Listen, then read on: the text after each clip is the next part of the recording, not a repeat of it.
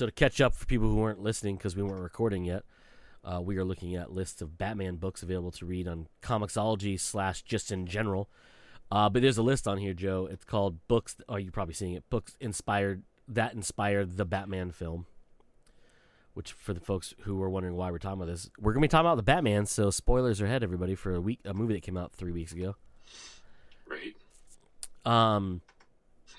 So on here it says it has Dark Victory, Batman Year One, Batman Earth 1, Volume 1, Batman: The Birth of the Demon, Batman Prey, which is from Legends of the Dark Knight, Batman The Long Halloween, Batman Ego and Others Tales.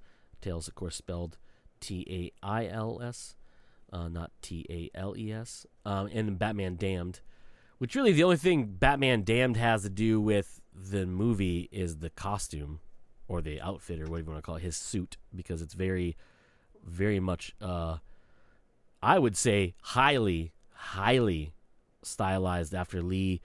I think his last name is called Bermejo. I'm not too sure though. His designs in all of the Brian Azzarello books that he's done with him, Batman Noir being one of them, which is fantastic as well. Or Batman Noel, not Noir. Noel. Batman Noel, yeah. And then he's done other ones too. I could probably look it up, but what else is on this list of included on here? Batman Prey is.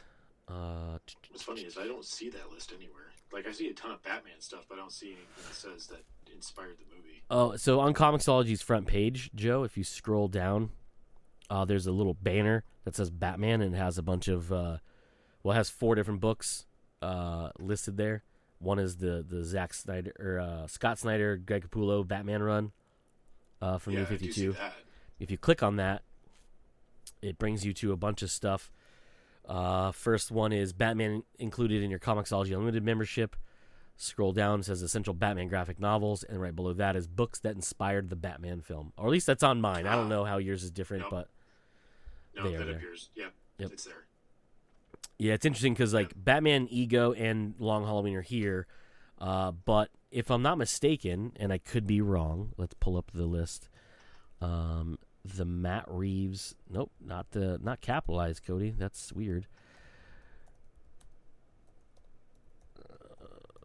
There's a box set that was curated by Matt Reeves, if I'm not mistaken, called The Batman Box Set, and it is a 3-book collection you can get from anywhere, but this is, I'm looking at Amazon because that's what came up when I looked at it. And literally in this book in this collection is The Long Halloween, Batman Ego and Other Tales, and Batman Year One.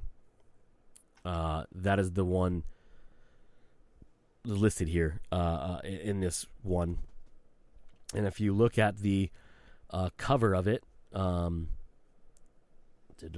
classic graphic novels that inspired the film, which then it lists the Batman Year One and Ego and Other Tales. And then it has a picture of Pattinson on the front. Well, a drawn version of Pattinson on the front with his Batman outfit, with his high collar and gauntlets and all that fun stuff.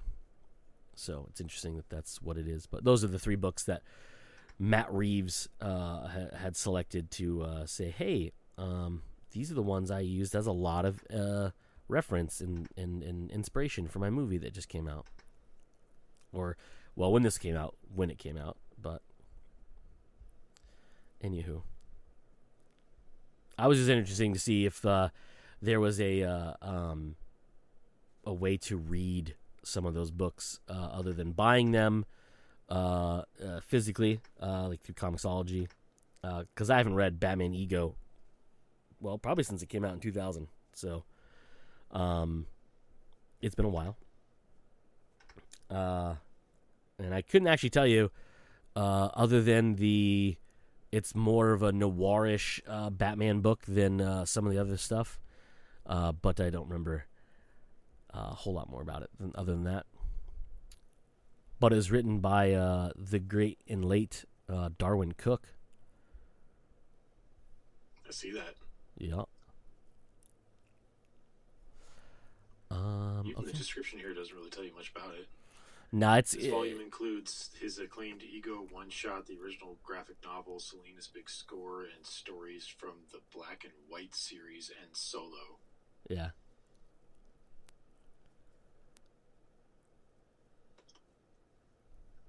I like how acclaimed writer Darwin Cooks, and then it has his credit they give him as DC the New Frontier. Which, don't get me wrong, that's actually a great thing to give as a piece of work of his to read because it's fantastic. But he's done a lot of other things. But I get why they put that because it's DC and it's Batman and blah blah blah. But actually, come to think of it, that might be one of the better ones to point people at. Anyways, tell you the truth. But for anybody, to see what this go ahead. 1-star review is. 1-star review. Oh, that guy's the guy who didn't get the job to write this. Apparently, Well, that doesn't look like he left a review, he's an asshole. Then right? it's probably Ralph Garman who believes his Batman should have words along with his punches and kicks. Gross. I still hate him and everything he stands for. Don't get me wrong. Adam West's Batman has a place in Batman history, but it does not have any right of being called the best Batman or even a good Batman. Now, I say that, but I own Batman the movie, Batman 1966. I think they're hilarious. I think they're real fun. But to come out and say that's the best Batman means you are an alcoholic and you be shut down out of public eye. That's what that means. Harsh. Valid, but harsh. I mean, that's I'm just saying that's what should happen.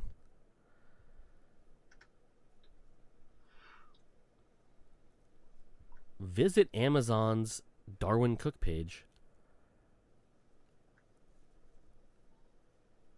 Oh, you got some other stuff. Yeah, you got Parker on here. What else they got? Well, a lot of New Frontier. Minutemen. Oh, Solo. Yeah, okay, well, they mentioned that a minute ago, I guess, would be the thing. Oh, you can buy those individual. No, you can't. Can you really? That is Batman. It is Solo. Huh. That's interesting. Okay, that's weird. Sorry. No one can see what I'm looking at, so it's really bad that I was saying that. Nope, it's really confusing. They had when you go to Darwin Cook's page on Amazon, they have a banner up top you can scroll through. It has a bunch of his stuff, a lot of New Frontier stuff, a lot of different versions of it. As his Spirit stuff is on there, and it has a French version of Catwoman, a Catwoman book he wrote apparently, and it's in French, and I don't know what it actually means. But then I saw you can buy Solo number 5 by itself for $1.99 on Kindle. It says Kindle edition, but it's obviously it's Comixology. Yeah. But Kindle as well. New Frontier It would issues. be dope if eventually they made a color Kindle.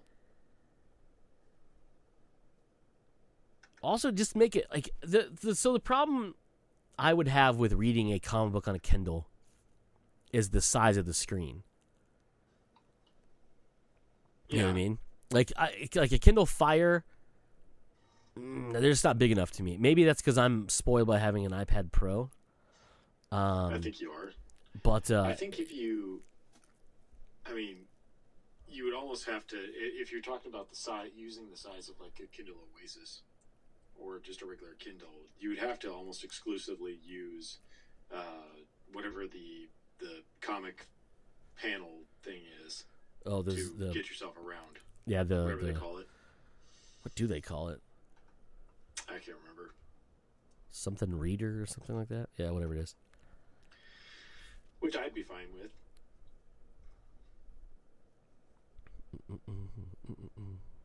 But I think if you do definitely make a color Kindle, you would have to make a something at least the size of a iPad Mini. I don't think you would do something the size of an iPad Pro just because it'd probably be too cost prohibitive to do. Oh, for sure. I mean, you could make it definitely, but I'm not spending like $500-$600 on a freaking Kindle, or even more than that, probably. Yeah. $1,000. But you make something the size of an iPad Mini. Yeah. You know, A solid 10-inch screen or whatever those ones are. Yeah. And then you can actually make buying like textbooks on a Kindle much more usable. For show, dog. For show. Anyhow, that was just something I ran into while I was waiting to make the phone call for this here podcast recording we were doing. And I just got kind of interested in what they had because I was confused because I was like, why do I keep getting directed back to Amazon? Am I spelling Comixology wrong? And then I realized, nope. The actual website doesn't exist anymore because if you wanted to buy a book, you get directed there anyways, be it physical or digital. That makes me wonder because is it included with Prime now, or is it just something I've been paying for the longest time? Pretty sure it's something you've been paying for the longest time. Because there are a bunch of free comics to read with your Amazon Prime membership. I do know that for a fact. How do I even check this? You can do, if you do prime.amazon, prime.amazon.com? I think is what it is. It gives you a list of all the benefits. Yeah. Explore my benefits. Let's see here. Streaming and digital benefits. Prime Video channels, which isn't actually a benefit. It just lets you have a place to subscribe to those things, which is a weird thing to say it's a benefit, but whatever. Amazon Music for Prime members. Amazon Music Unlimited, which is also a separate fee. Prime Gaming, Amazon Photos, Amazon Kids Plus, which is also a service you get a discount on. Reading benefits, Prime Reading, First Reads, and Audible narration, which is the ability to have Audible add-on for like $1 or whatever.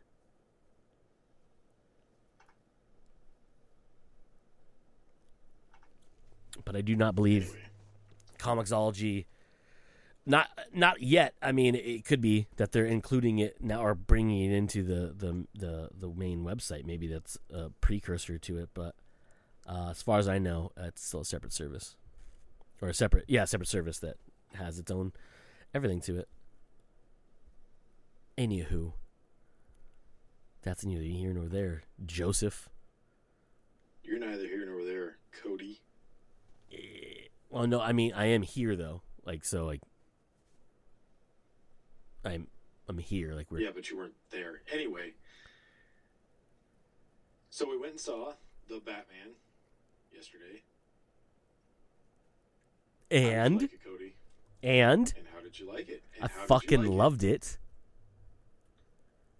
I loved every minute of it. All fucking 176 minutes. Right? From the moment that fucking just music hits, I knew that I was going to be in for a damn good movie. Right? It's so good, dude. Like, it's so good. It's... Like I said to you yesterday when we were sitting there waiting for the credits to roll to see if there's anything at the end, which there's not really anything at the end, but there is something at the end. We'll get to that later. But I don't want to say I'm disappointed, but I really wish this was... Now, don't get me wrong. I say this, and there's a caveat, and I'll explain that in a minute, because I thought more about this after we talked. I wish this was a TV show. Yes. So we could explore more of these characters that were so well done in this movie that you could elaborate on them more and have more things happening with them, like the Penguin and the whole Maroni drug bust thing. You could have, you could use flashback stuff more, blah, blah, blah. You could have the Riddler. Again, spoilers for anybody who hasn't seen the Batman yet. So if you haven't and you care not to get anything spoiled, just don't listen to this podcast until after you've... Yeah, just come back to this episode when you're done watching it. But you could develop the Riddler, and you could see more of his progression and watch him delve into like his madness, right? So because when you get to the end of the movie, you're not surprised to find out who the Riddler is, right? You're not like, oh my god, it's him. Like, oh, I never would have guessed that. We all know it's some office dweeb that just fucking his mind broke and he has gone on to this fucking rampage of killing and blah blah blah, right? So you could show who he is, and you could you could even mask it and make it seem like it's not him and then it is him, whatever, right? There's so much more you could have done with this, more than you did with the 3 hours they gave us, or just under 3 hours they gave us. Because if you could do like 13 1 hour long episodes, you could literally do Long Halloween and year 2/1, whatever you want to call it, with all the stuff you did in this movie, and you could elaborate on so much more. You can watch it, just elaborate on things more. You know what I mean? You know what I'm saying? Mm-hmm. Yeah. Now the caveat is to watch this on the big screen, like a Cine 1 with amazing audio, was fucking phenomenal. It was definitely you need to see this on the big screen, because it has such amazing visuals, and the audio. Like, you're never gonna have the feeling of the Batmobile like you do in this movie in the theater at home. Like on Cine 1, obviously it's a little different. That's a Dolby Atmos style setup theater. Which I think was an Atmos. Did we see a thing to say it was an Atmos? I don't remember seeing it at the end of the credits. Anyways, it sounded phenomenal no matter what. It's still a multi-speaker audio, just hitting you from every fucking possible angle, including your butthole, type setup. But like when that fucking engine revs up for the first time in the reveal of the Batmobile in all of its glory, like I said to you last night, like, I swear to Christ, one of my lungs collapsed. And I was the happiest I could ever be with a fucking internal organ failing. It was so like hard hitting. It just felt so strong, you know what I mean? Mm-hmm. You never get that at home, no matter how your setup is. Like, I don't care. Unless you literally have a movie theater in your house. But, like, I doubt you have a Dolby Atmos, fucking 94 speakers, 11-teen subwoofers surrounding you at all times, sound system, you know what I mean? Like, that's not, most people don't have that. I don't think anyone really has that unless they own a movie theater. But the feel of that Batmobile, even the part where, and I said this, I think I said it to you last night, or it was in my brain that I said it, and then you were supposed to respond to it. When they were on the freeway, and Batman has to make that, like, locking my wheels up, skidding on the wet pavement or asphalt or whatever it is their freeways are made of, skidding noise that the Batmobile is making to make that turn around that semi-truck before all of the shit went to fucking hell and blew up. You hear the rubber biting on there. You hear that it just chunks. Even that was, like, visceral sounding. Mm-hmm. You could, like, you're like, oh shit. I could feel, like, I'm not in a 4D theater. I'm not in a rumble seat of any type, or what are those things called now? But I could feel it. Like, the sound made me feel the jitters of that car bouncing as the wheels are locking up and then gripping again to go forward. You know what I mean? Mm-hmm. You're not going to get that at home. So definitely, I highly recommend seeing it in theaters if you want to. Now, mind you, when this comes out on Amazon Prime, on HBO Max HBO. in April, which I think is it's like the 16th or something. It's whatever 45 days is after the release will hit in the United States at least. I don't know about other countries because I don't live in those countries. I think it's 45 days. You will be able to watch it on Amazon. I look up and Amazon's my fucking screen still. You can watch it on HBO Max.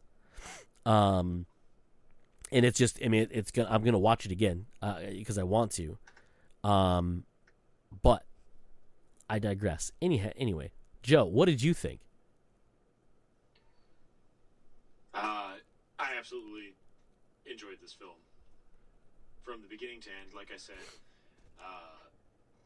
the music, like the initial music that was playing, I can't even remember what it was a little weird to start off a Batman movie.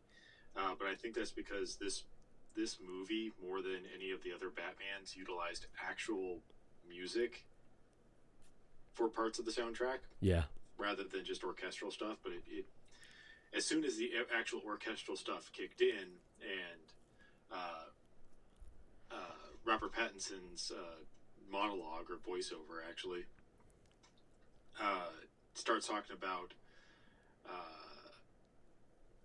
how this is like the second year that he's been doing this, and basically the stuff that you know about Batman to begin with, how he works off of fear and this and that, and how this is Halloween, and anytime the bat signal goes out, he might not be able to be in the place that his crime is experiencing, but at least when the bat signal goes out, it gives the criminals of Gotham a, oh shit, he could be in the shadows somewhere, just around the corner, ready to just fucking beat my ass. So from that beginning all the way up until the end, I absolutely enjoyed this movie. It is so much more. I said this to you last night, that it's very interesting how you can have a character like this with Batman, where you have the 76 or 60, you have the Adam West Batman. 66. It's a campy Batman. 66 Batman. It's a campy Batman. It's fun. It's biff, bam, pow, one-liners and just stupid fun stuff. And then you have the Tim Burton Batman, which brought it into darker territory. Still somewhat jokey, a little lighthearted, not necessarily mature rating is what I'm saying, not until Batman Returns, really.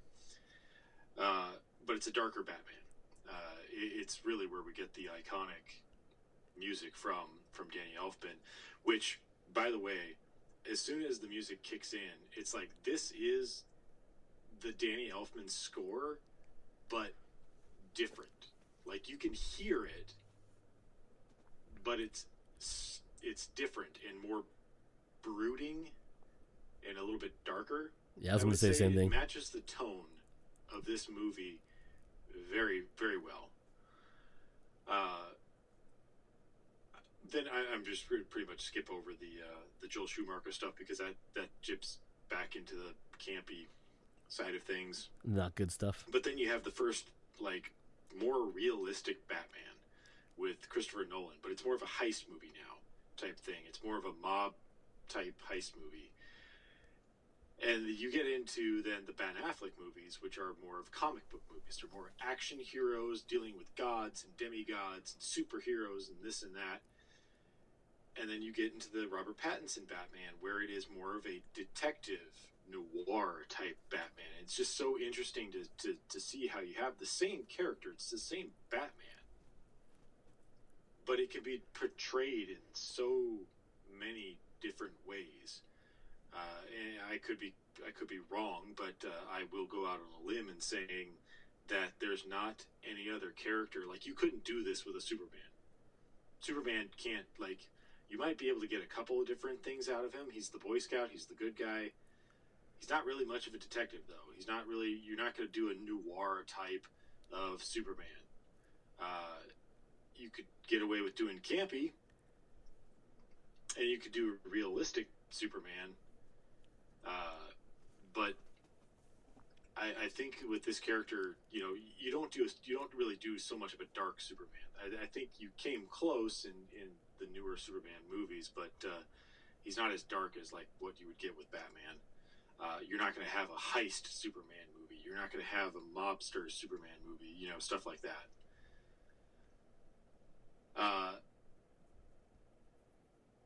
Getting to, I guess I'll just say what we normally do. The three things that you really enjoyed about the movie, and one thing that kind of surprised you.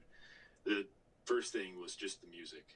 It's just the soundtrack was just so engaging.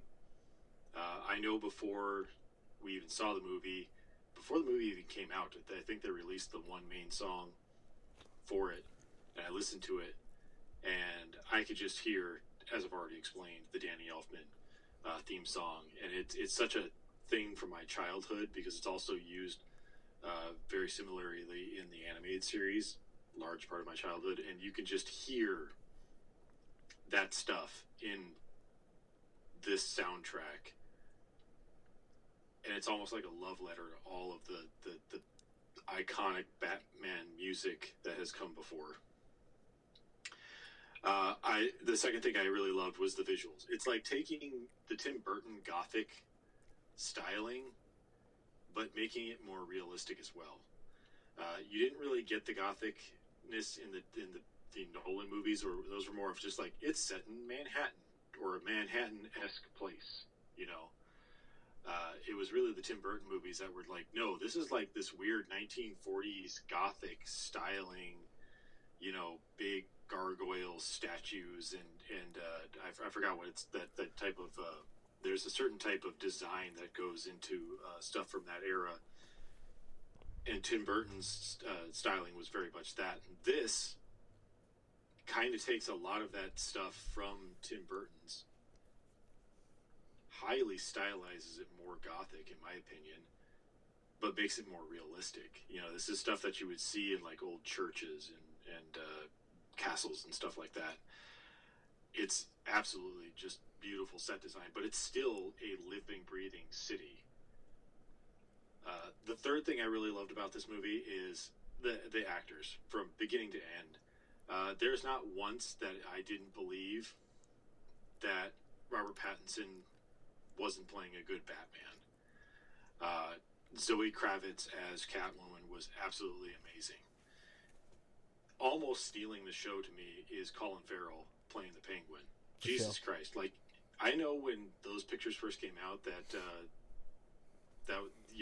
like, okay, that's Colin Farrell as the Penguin, and I'm like, I'm sorry, that looks nothing like Colin Farrell at all. It didn't even sound like him. It didn't even sound like him. He's absolute fantastic. I'm so glad that he's getting a standalone, at least one shot, or at least a series out of this, because to see more of that character, phenomenal. He was so good in it. What's his name from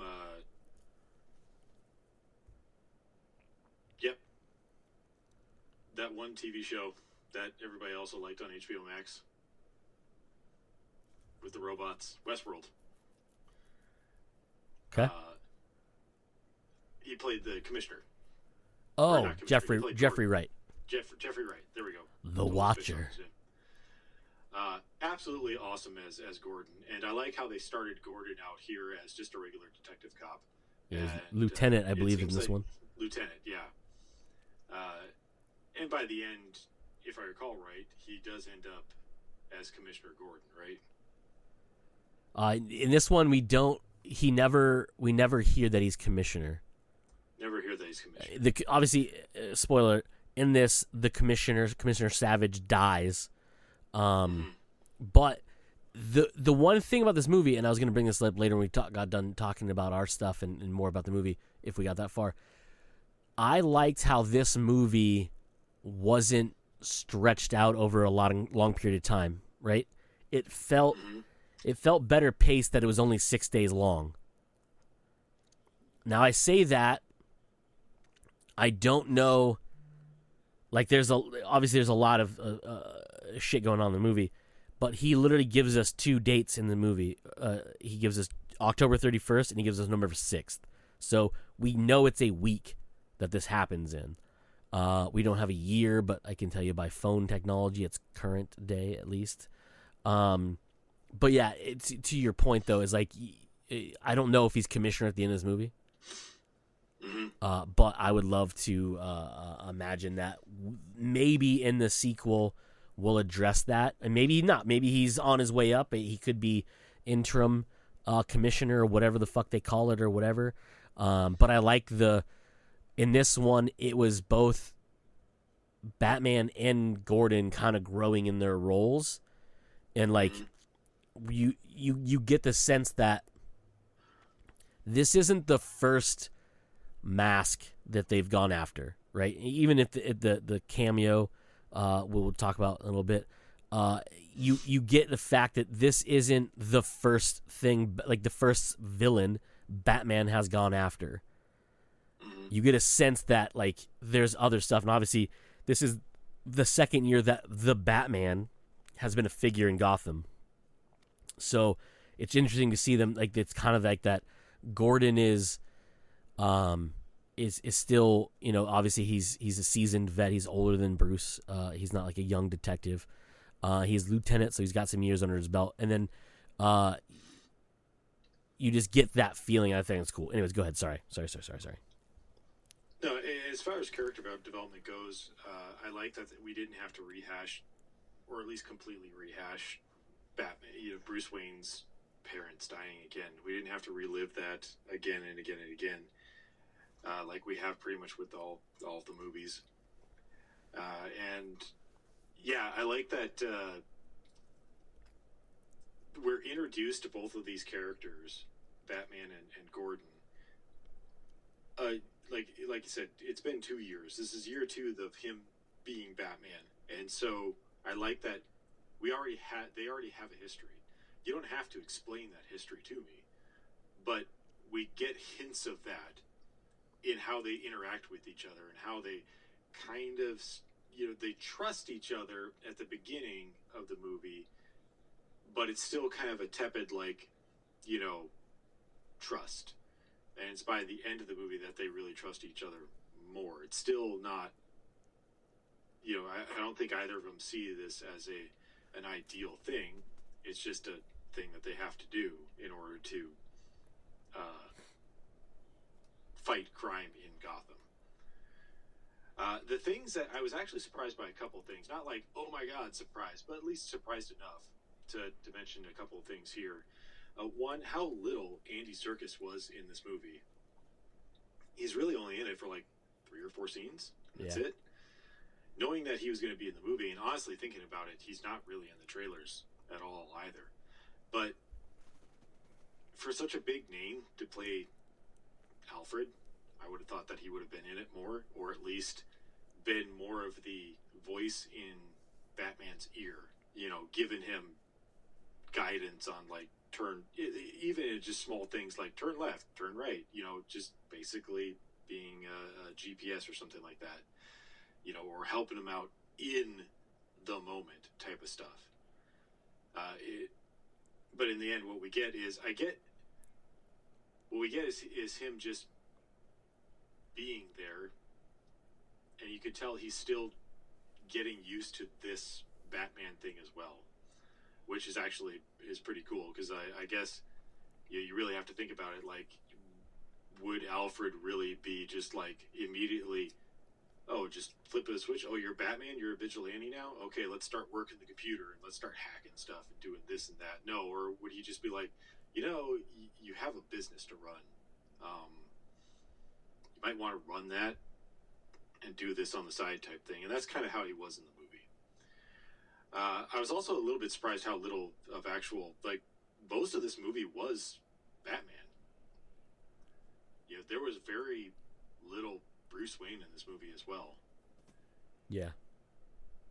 And I think that not to cut you off, I think that goes to more of the way they wrote it too, is it's a plot point. I don't want to say plot point, but it's brought up in the movie twice. Once by Alfred, like you mentioned, and by the soon-to-be new mayor, by de facto apparently, It's really hard to lose the corpse, and if you did, that just sucks for you.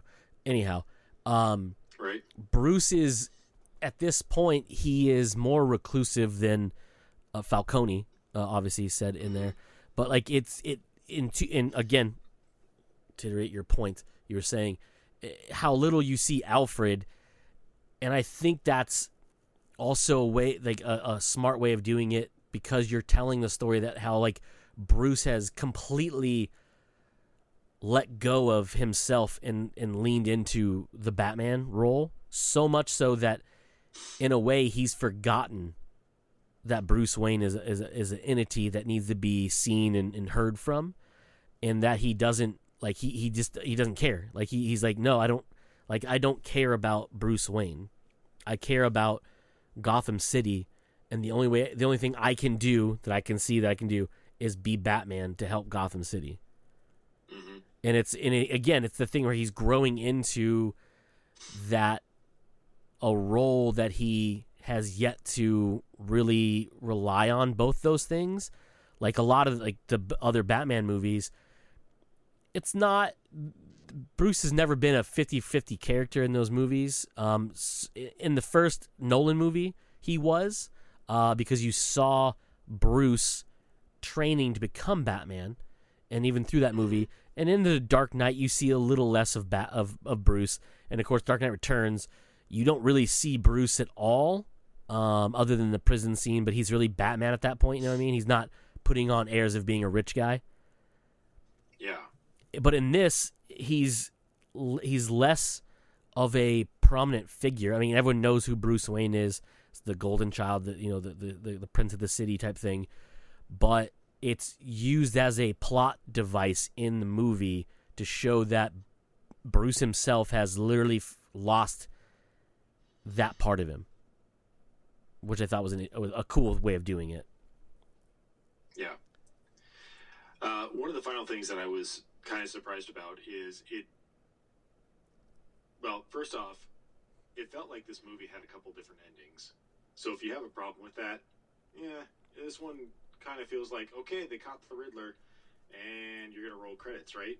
Like, you just, like, I know there are still some scenes from the trailers that you didn't show yet, but you, what movie was that? Avengers or whatever it was, where they showed a lot of clips from the movie, and it ended up not being actually in the movie. They ended up being crafty bastards. Yeah, crafty bastards. But no, then it kept going. And you're like, oh, okay, so he's gonna have a interrogation with the Riddler. And during that interrogation, first off, just really well done with the interaction that they have there. That, to me, it seemed like the Riddler had somehow figured out who the Batman was. Oh, I love that fucking scene, by the way. And during the interrogation, he's talking about how we're the same. They're both orphans, and how they're really in this together, trying to root out crime in Gotham, and how he really seems to be hinting about him knowing that Bruce Wayne is Batman. You can see Batman is just like worried. He's looking up at the security camera. He's like, this. Am I gonna have to kill a bitch right now because this dude's about to spill the beans that I'm fucking Bruce Wayne? And then it just hits that he actually doesn't know who Batman is, and Batman's just like, oh, thank God. Thank God. Now what the fuck are you crazying about right now? And then he goes on to explain that he had something else that he was going to do at a certain time of night or morning or whatever it was. And so, Batman just bat cycles back over to the Joker's or the Riddler's hideout and discovers the bombs. And I'm sitting here thinking, oh my God, this is going to be, which one was it? Dark Knight? No, the Batman. What was the second Batman movie from Nolan? The second or third? Was it the third one? The third one with Bane? No, with Two-Face. Oh, Batman, Dark Knight. That's the second one. The Dark Knight, yeah, where basically the Joker had tied up two people in Oh, gotcha. buildings. Yeah. He has to go save, and I'm like, oh my god, this is going to be him trying to get to every fucking bomb in order to save the city, and he just doesn't. And I was like, oh god, he lost? He lost. The fuck? He lost? How do you let our hero lose? And I'm like, well, this is certainly, like, the ending here, right? No, it keeps fucking going. Now we find out that he was on supervillain TikTok gathering fucking 500 followers, and some of them decide, went and dressed up as him and are now in the stadium downtown where everybody's supposed to congregate because the city's fucking flooding right now. And there's the mayor, and we're gonna just go and shoot a bunch of people, and he has to go deal with that. And I was like, Jesus Christ, this movie just kept ending and kept ending. It's not bad. I was just surprised how many times. Like, first off, I was surprised that the Riddler pretty much won. He won. Yes, he got caught, but he won. In the end, he won, and that's not something that you really do at the end of a superhero movie. He won. It was surprising. Like I said, he's locked up in Arkham, but he won. He didn't ultimately win. He didn't kill. He didn't get the mayor killed, or he didn't get Bruce Wayne as that was one of his final things that he wanted to do. But he still basically flooded the city, so he basically won. But yeah, those were my favorite things about the movie. And the things that I was surprised about. You want to go over yours, Cody? Yes. So, as I previously stated, I loved this movie. I have been binging and reading so many things about this now that I've finally seen it, so I would avoid spoilers. Like, so much stuff. If you want a nauseating amount of content for the Batman, just look up a YouTube channel called Looper, because ever since the movie came out, every day they release, I'm not even joking you, like 6 different videos about the Batman. It's kind of fucking disgusting. It's the popular thing. It's like Elden Ring. Like, every gaming website is releasing like 1,000 different Elden Ring stuff right now. Yeah, but it's like they do some dumb shit though. Like, they're like, I can pull up and look at them, but there's like sometimes like, like why are like the best like the top 10 shades of eyeliner that Batman uses in the Batman. Okay, that's pretty ridiculous. It's shit, like it's dumb shit, dude. It's like they have some really fucking, and like the one scene that fans are like upset about or whatever. I'm like, first off, you're not fans. You're a site or whatever that makes content. So don't get me. I'm not going out there and thinking you're polling 10,000 viewers of what they're fucking talking about. Anyhow, so I've been watching a lot of stuff today, obviously, reading a bunch of stuff. A lot of it made me mad because it's like those, you might have missed this in there. I'm like, no, bitch, I don't care. What Easter eggs are we talking about? I don't care about like the fuck that the reason that Batman has multifaceted suit that lets him bend better and has better armor. I have eyeballs. I could see that for myself. What little things did I miss in this that would be Easter eggs? Like, and they were dumb. There was a bunch. There's like the word hush could lead to, yeah. Did you also notice the name of the reporter that was killed? Last name Elliot. The villain Hush. His last name is Elliot. Yeah, that's. I thought that was a pretty. I was like, ooh, are we hinting at Hush at this point? Too? Yeah, dude. I was like, that's a little weird.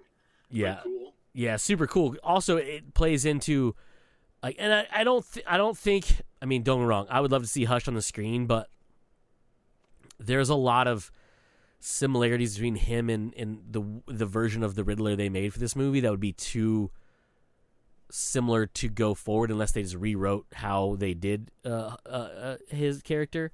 But because he was orphaned at a young age, but much like Bruce, but he was rich also like Bruce versus being poor and in an orphanage like Nashton was, blah, blah, blah. Anyhow. Back to what we were talking about. I love this movie. So I've been reading a lot of cool stuff about it, and we'll go into some of that maybe. Depends on how long we go. Probably not much longer, because I could talk about this for the length of this movie. So the three things that I loved about this movie,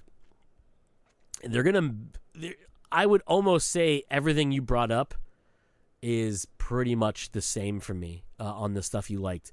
The aesthetics of this movie, everything from visuals to sound, phenomenal. Because Matt Reeves has this way, and his career it's not like super long. Like Matt Reeves isn't like a fucking like Steven Spielberg 70 fucking movies into his career. But the stuff he makes is fucking phenomenal. Like he's made so many cool fucking movies in his short career from being spanning of we'll go director wise stuff. He did Cloverfield. He directed Cloverfield with J.J. Abrams. Then he did the vampire movie Let Me In. Then he did the second and third Planet of the Apes movies, Dawn of the Planet of the Apes, War of the Planet of the Apes. And then he's done Batman. And he's done some other stuff like episodes of TV shows and stuff like that. But he's not deep into his career as well as it comes in movies. And the dude is 55 years old, so he has at least 20 or 30 more years of making movies if science keeps up with us. So I'm excited. But I really dug his two Planet of the Apes movies. Like I liked the reboot of it, not the Tim Burton massacre of that movie or franchise, but the second set they did with James Franco. But the last two movies, Dawn and War, phenomenal fucking movies, and it really has to do with Matt Reeves. And you were saying this earlier, and I didn't want to interrupt you because I kept doing it, and I feel like an asshole anyways. But when you were talking about the city and how it feels like very gothic, like a Tim Burton gothic, but like more real world, and Matt, I believe I can't remember when like this was like when he first talked about starting making the movie. He talked about how he was using all these different set pieces from all these different cities around the world to make this amalgamation of Gotham feel real and very similar, but also very alien. You know, it's going to feel like a fictional town, but that aesthetic of an old city like Chicago is old, right? New York is old, but New York, unlike Chicago, has had many facelifts over the years, right? They have all sorts of buildings that have been, newly refinished or fixed up or unfortunately blown up and then rebuilt, things like that. Chicago is a very old-looking city. So that's why Nolan used that in his movies, because it looks like a city that's been around for decades, right? It's old. And the way this felt like if you were to shove New York and Chicago together, right? It has that old feel like Chicago does, but it has like the newer paint job thrown on with big screens and like a splash of a couple new buildings, and you can see like some buildings retrofitted, and they can be obviously in the middle of it, things like that, like the Gotham Garden, I think they called it in this one, which is basically Madison Square Garden but in Gotham City. Felt very much like a newer building, right? But like the Penguin's place, so his establishment felt like an old place, but then if you go up, it was newer. Like they rebuilt the top part, where Falcone was held up in his little tower and above that place, things like that. There's these little cool things to see. Like this city's been lived in for many, many moons, but also the rich have tried to improve on parts of it. It's cool like that. So I love that. I love the fact like the characters weren't just the actors in it, right? Like I hate to say this and sound fucking like super cliche, but like the music played a character in this movie, right? Like yes, the Nirvana song, even the was it Ave Maria? Had Ave this Maria. Yeah. like both versions, the Paul Dano version as well as the actual actual world version.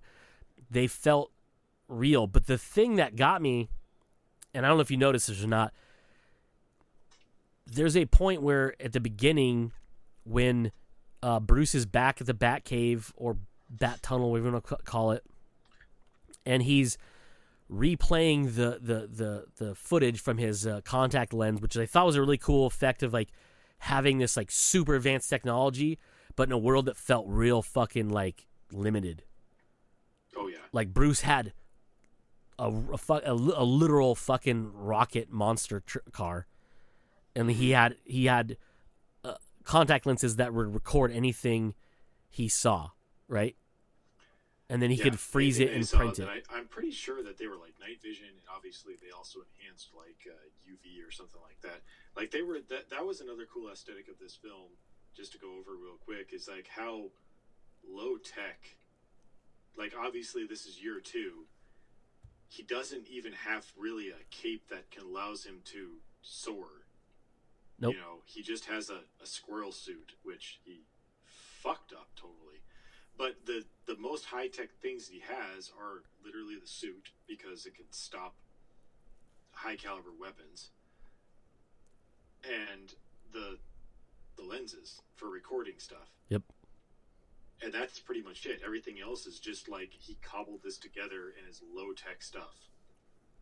Yeah, like he's using existing technology with like a little bit of like high-tech in it, like the lenses, but he's using like frequency adjustments for like the audio and the video, but he's using like little LCD screens, right? He's not popping out a fucking like, he's not opening up his gauntlet and has like an LCD screen in there that he's like controlling stuff with, or like things like that. It's just, it's very. These aren't the Arkham games, yeah. Yeah, you know, he's still got a lot of tech in him. Like he had a bat computer, which I thought was hilarious, by the way. Like when him and Gordon were, again spoilers, interrogating the Penguin, and they went to look up the URL, and you realize it's like that's the bat computer he has. It's the bat laptop. Yeah. I was like, that's fucking hilarious that he has that. Yeah, like the things like the city, the music, and like I was saying earlier, before we started talking about, when he's back at the back tunnel for the first time, and you hear the Nirvana song playing, he actually turns it down. Mm-hmm. Right. And I was like, oh, he's jamming out to Kurt Cobain. Yeah. Like he's like, I feel like attached to this man's soul, so I'm just blaring like Nirvana songs in the Batcave, being all broody and fucking angsty. And I'm like, that's such a cool thing. I love when like movies do that, where like like Guardians of the Galaxy, right? Like they do that all the time. Like that's kind of the thing. Baby Driver, it is very much so. You're not listening to a movie soundtrack. You are listening to something that the characters are listening to. Yeah, and it's just really cool, and I love that the fact that like that means, it's in my brain, that means Nirvana exists in the DC in Batman's world. Yeah, you know what I mean. Like I'm not even gonna say this is DCEU. This is like I'm talking about the Batman's universe here, the Battinson universe. I just loved how all of that felt so like I said earlier, alien, but like familiar enough, but also like it just seemed exotic. Like it was like this, they built a city, this massive city somewhere, and filmed this movie. But really it's like there's parts of like Canada, there's parts of like I think it's like Scotland or Ireland or something. There's like New Zealand in there. It's all sorts of weird shit they have in this that makes up this mythical Gotham City. And it felt so big. You know what I mean? Like the city felt so massive. And like, then like I was thinking about it, I was like, but there's so little movement in the movie. Like they were at the Penguins Club, and they were at like the mayor's building. They were at they were all these different places, but it just felt like he had to traverse a big part of the city to do what he was doing. So I love that. I love the aesthetics of the movie. Everything about it was fantastic. To your point earlier, acting in this was phenomenal. I know I've seen a couple things and read a couple things where they didn't really care for Battinson's performance of Batman. But the thing is, you can't you can't look at this as like his version of Batman and Bruce are a work in progress. Like, right, we're seeing the and I said this earlier, you're seeing the evolution of Batman. Even in this movie, you see him change, but also he's not like, he says it to Alfred in the hospital. Again, spoiler alert. He thought he mastered, all these things of being in control of his emotions, and you could see him breaking at certain points.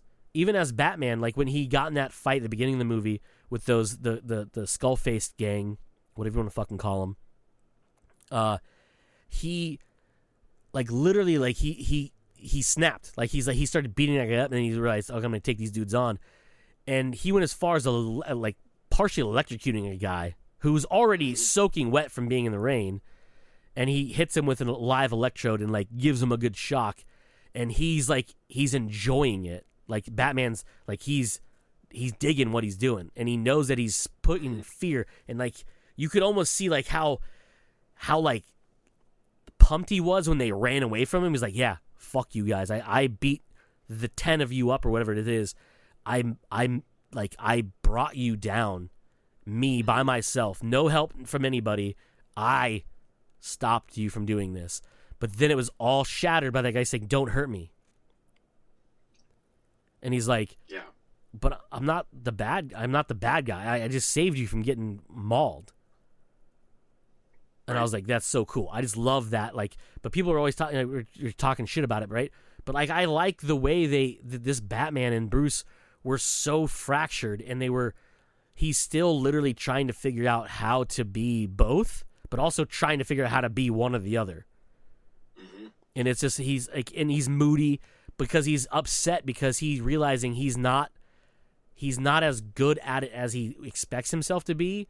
But then there's these little things like Alfred nagging on him, because Alfred is, to your point exactly earlier, he hasn't completely bought into the Batman thing fully. He's supportive, and he even says to him, like, I taught you how to fight, but I can't be I couldn't be your dad. And I'm like, yeah, that's true. And then like you realize he's trying so hard to help Bruce be something, but he's also like, he doesn't know what to do. Like, he's just kind of leaning in. Like, he starts helping with the cipher, and you realize that's the first time Alfred has helped the Batman. Mm-hmm. And I was like, that's fucking cool, because to your point, he's not the dude on the computer yet, right? Yeah. He's not the voice in his ear. He's there to make sure he has food. He's there to patch him up, I'm pretty sure. Probably sews up some wounds, washes blood out of whatever article of clothing. But he's not fully he's not the Alfred from the comic books, the later on, the more established Alfred. I like that. I like the characterization of it. I like everybody. I loved the fact that this Catwoman was very sexualized.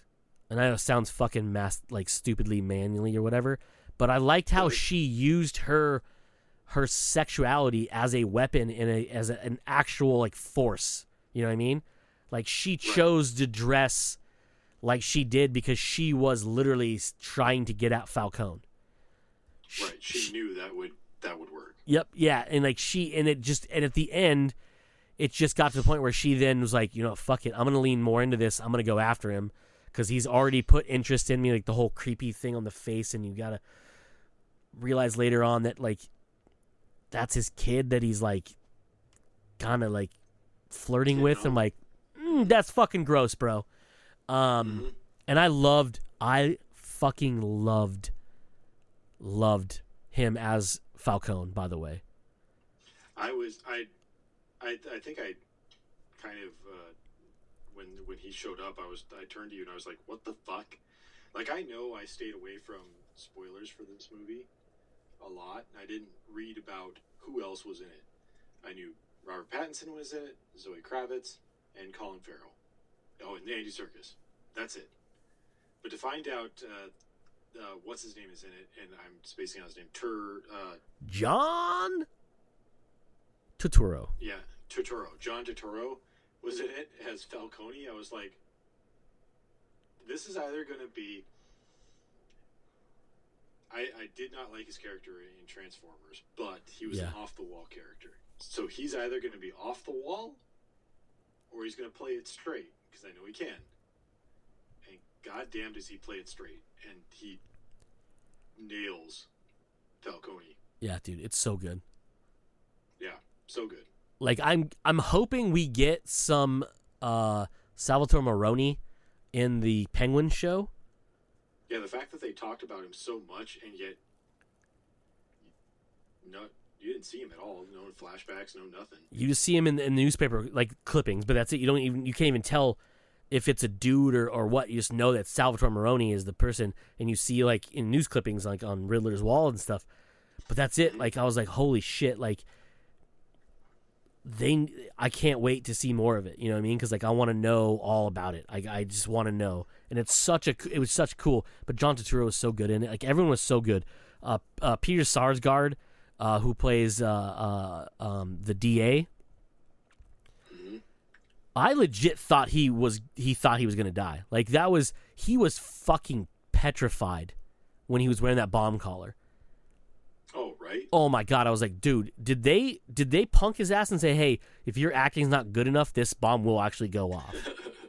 Right. You know what I mean? Like, you're gonna ruin this movie by blowing up Battinson too, so be on your fucking best work, you know? He was so good. When he was high in the club, it was so, like, he was just scummy, you know what I mean? Mm-hmm. And he was all high at the end, he's following Selena out, and, like, just like, oh, I got a car, you know, like, he's just, like, fucking high as balls and drunk.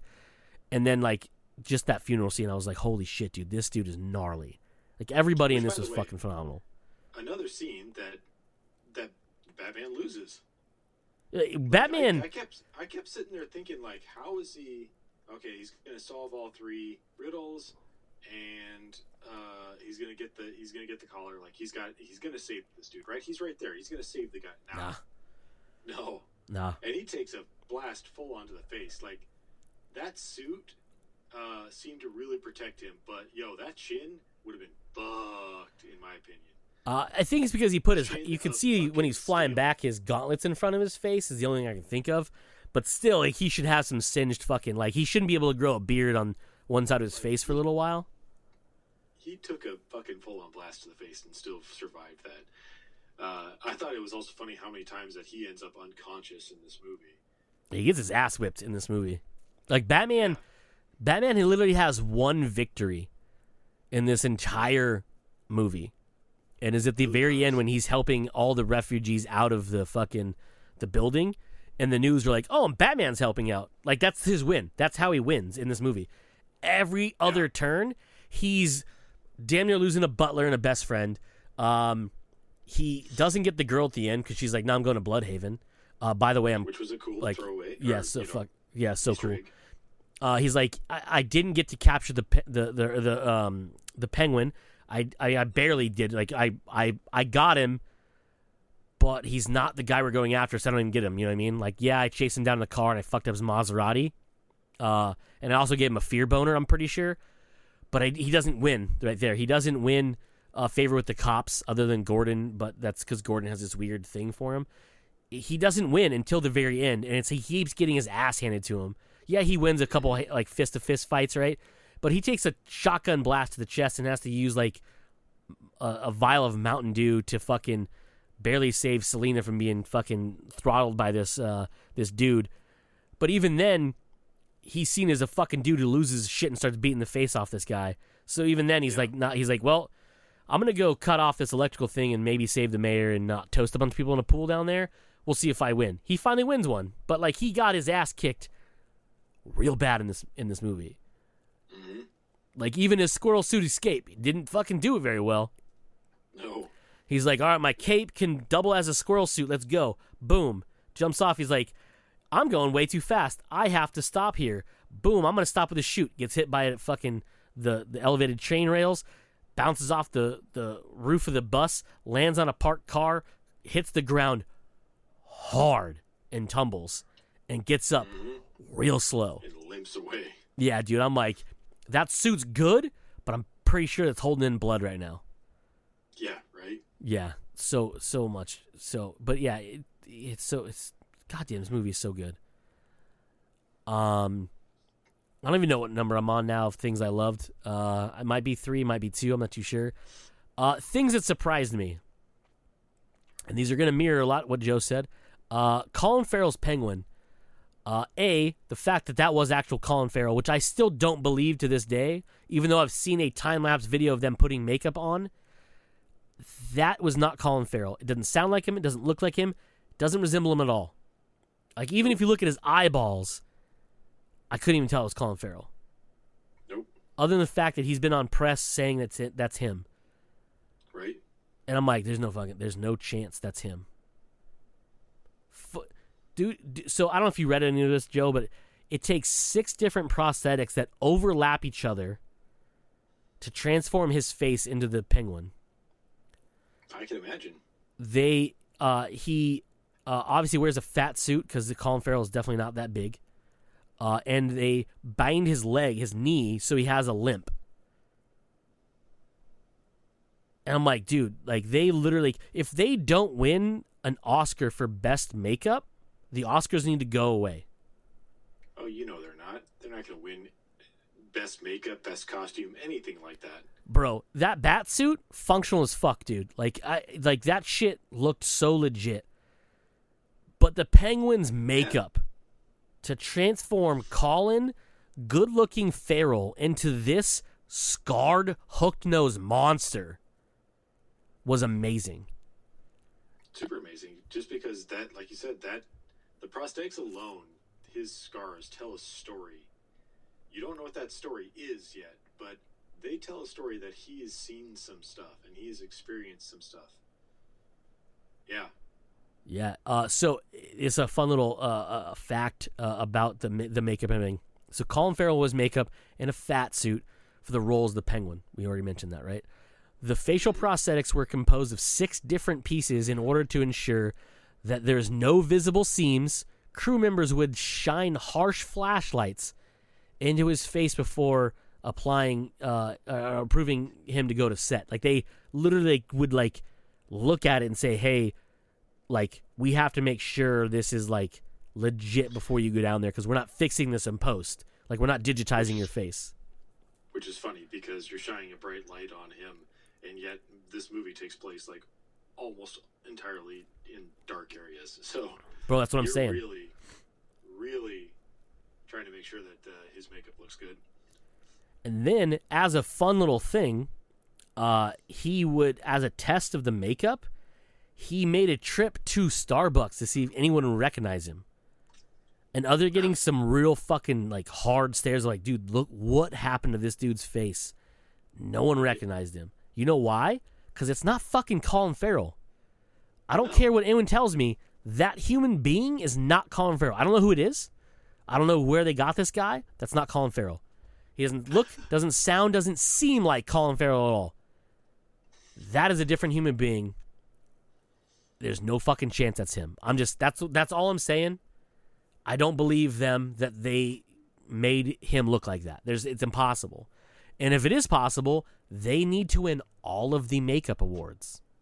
They just got a guy who didn't want to take any credit or anything. So they're just like, we'll just say it's Colin Farrell. Bro, I'm telling you. Just hire Colin Farrell to be just his, like, celebrity stand-in during interviews and stuff like that. Yeah, like they're just like, hey, you're fucking hideous, bro. You want to be in a movie but not get any credit and probably not any money other than, like, we will feed you every day? He still gets money. I'd say he still gets money. It's just fucking nuts. He still gets $25, something like that. $25 in a hot meal every day. And a hot meal. Maybe a cold meal. I don't know. Anyway. Is a Penguin. It could be a cool meal. Yeah, exactly. The only other thing in this movie that I was surprised by is how they got away with so much stuff in this movie, and it was not rated R. Oh, yeah. Like, I know there wasn't a lot of gore. Like, there was a mention of a lot of blood. People had blood on their face, and not a whole lot. But they showed a man with his thumb completely severed off. Then 10 minutes later, they show that man's thumb attached to a thumb drive. Fucking hilarious. I knew you would like all of that stuff. That was just... The puns were fantastic. Awful puns. But and the fact that even Batman or Gordon were just like... Or Batman was like, it's a thumb drive. Yeah, and then... And it's just like, oh, God. Then, like, yeah, Gordon's like, I hate this guy, or whatever he says. Like, yeah... It's just, it was shocking to me, the language they were able to get around with, multiple uses of the S word. I don't know why I didn't just say shit and bullshit. They dropped an F-bomb. Fantastic. I was like, you put an F-bomb in a Batman movie.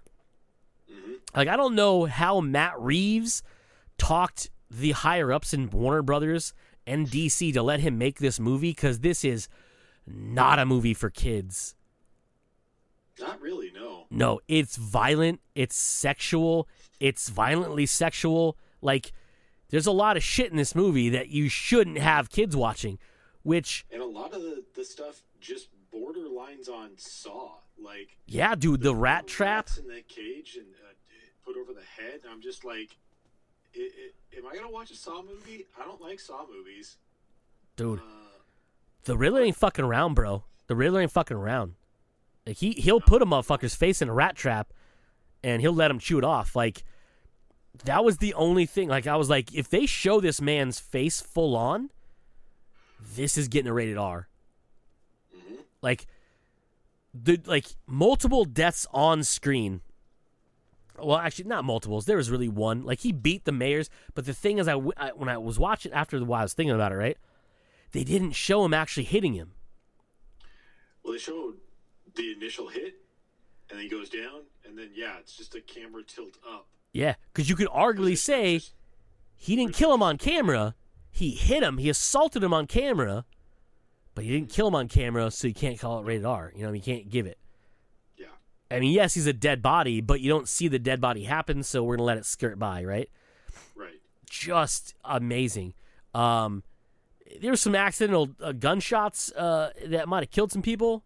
On screen, because I guarantee you that one dude got shot in the chest when Batman was scuffling with one of the other Riddler henchmen, and he fell lifeless on his little hook. And I was like, that's a corpse. Like, especially after what has happened with the movie Rust, with all that gunplay thought there, it's like some of the shots that they did here where they're like, you're literally like inches away from Battinson, and you're just full auto firing your weapon. It's like, Jesus Christ, guys. Well, so from what I read, they actually use the airsoft guns in this. Not airsoft. Sorry, not airsoft. What are they? They're different. They don't actually produce any actual output. So all that you see is just LED lights, and then they throw in digitized muzzle blasts. So I was gonna say that I was gonna wonder if that a lot of that wasn't just CG put in later. Which kudos to them, because the one hallway scene where towards the end there where Batman's walking, he gets out of the elevator and is just going to town on those guys, and you're only seeing it through the muzzle flashes. Yeah, it's completely dark hallway.